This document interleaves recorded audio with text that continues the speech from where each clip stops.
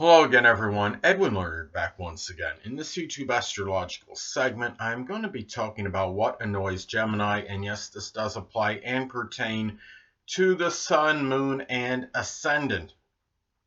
Anyway, well, first off is the first thing I think of as far as what I believe strongly annoys Gemini is monotony and when things and just general boringness and um, keep in mind that Taurus often falls on the 12th house cusp in a solar or natal chart.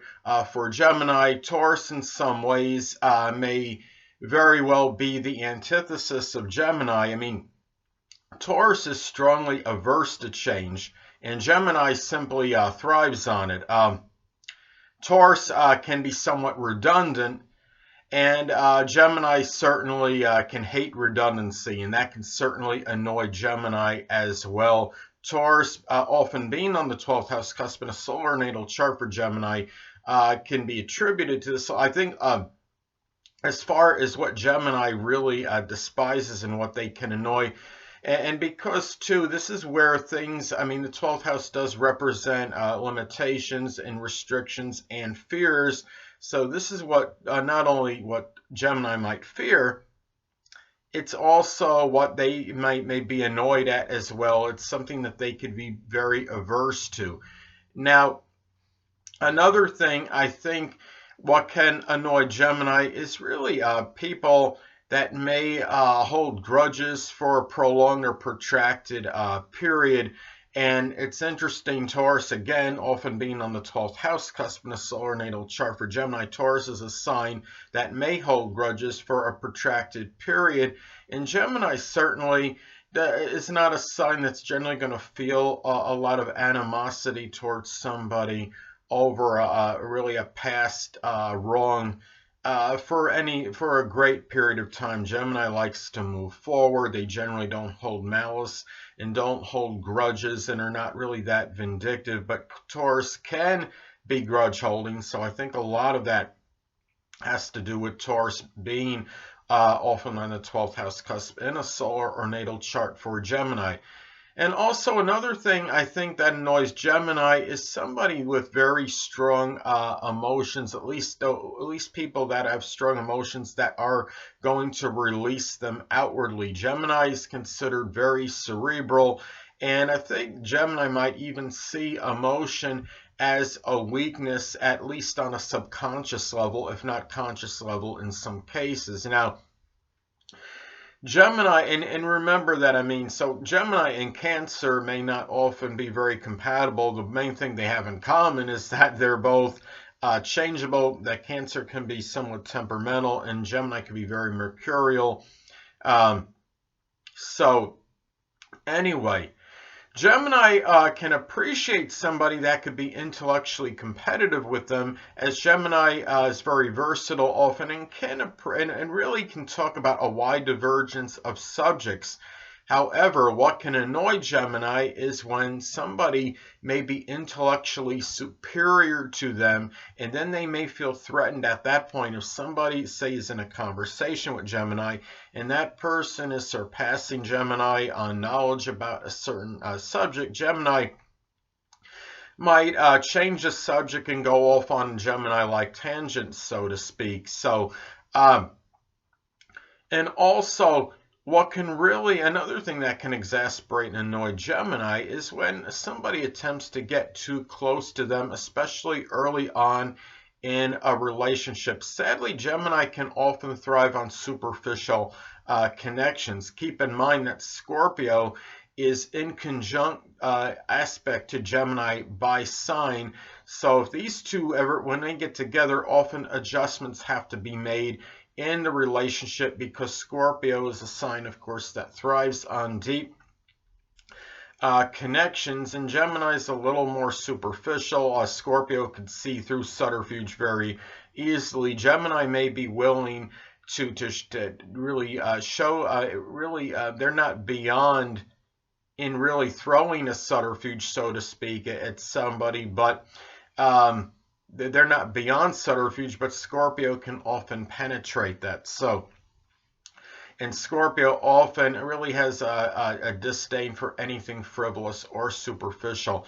Now, the thing about it is Gemini too, what's interesting, what can annoy Gemini as well, I think in some cases, is when um, somebody does try to push them into a rather deep relationship, as Gemini can be averse to that as well.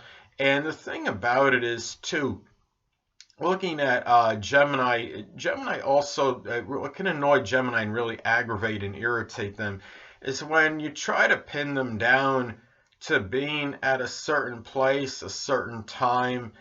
Um, they're not exactly strongly about punctuality. That is not their strong point.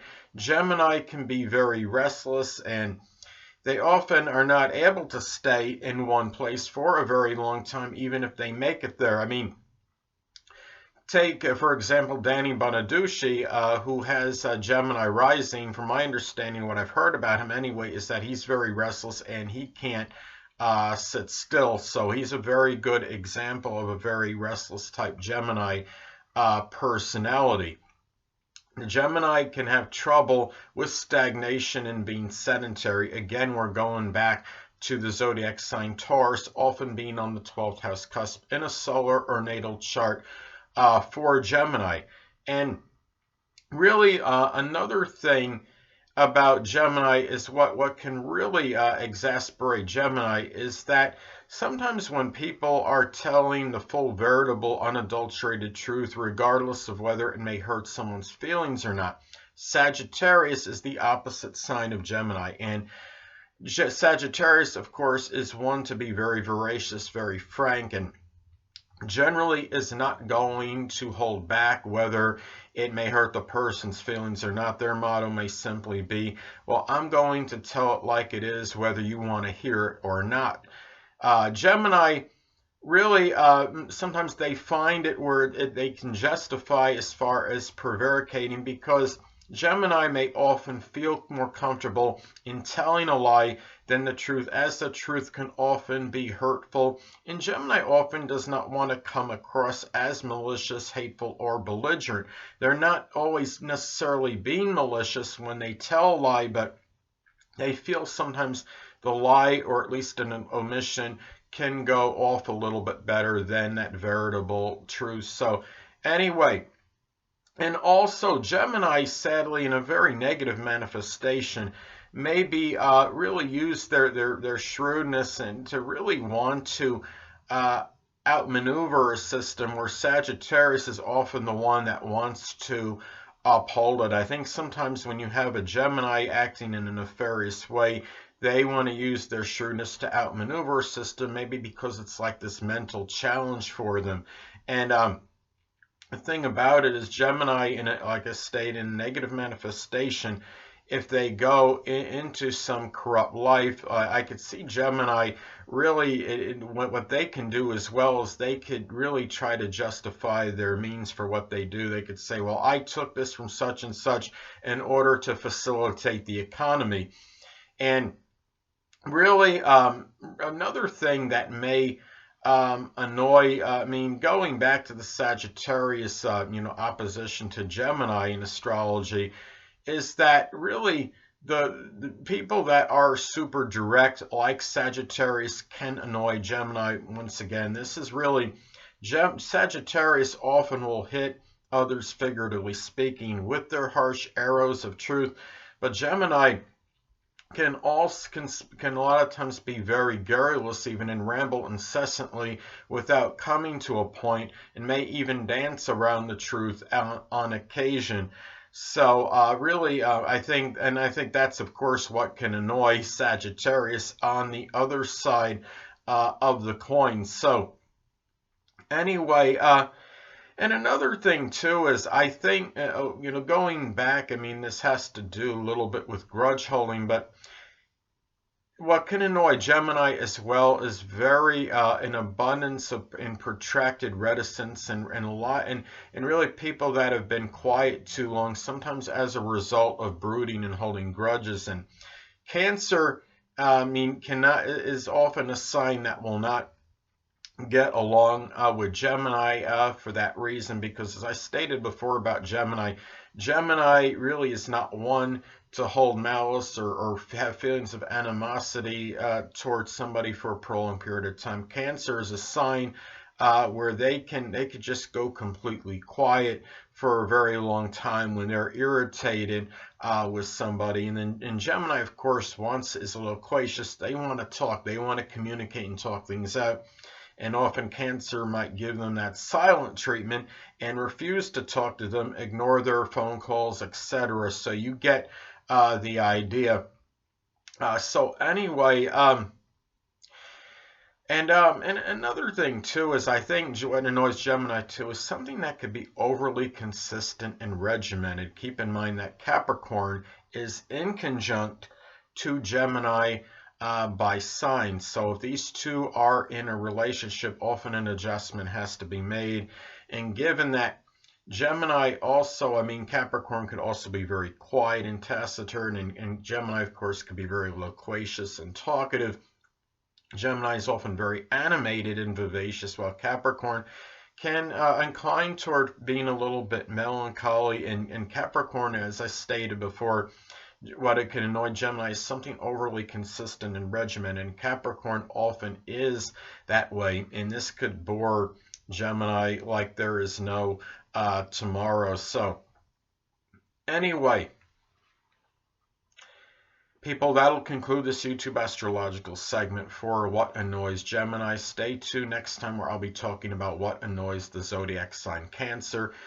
Two things I want to get with you on before I head out. Firstly, the stars may impel but do not compel. And secondly, never isolate any single astrological element, aspect, planetary placement, position, configuration, influence, or what have you, and make an analysis of a person astrologically speaking based on this alone, because astrologically speaking, the person is the sum of all their components in their natal chart and not just one.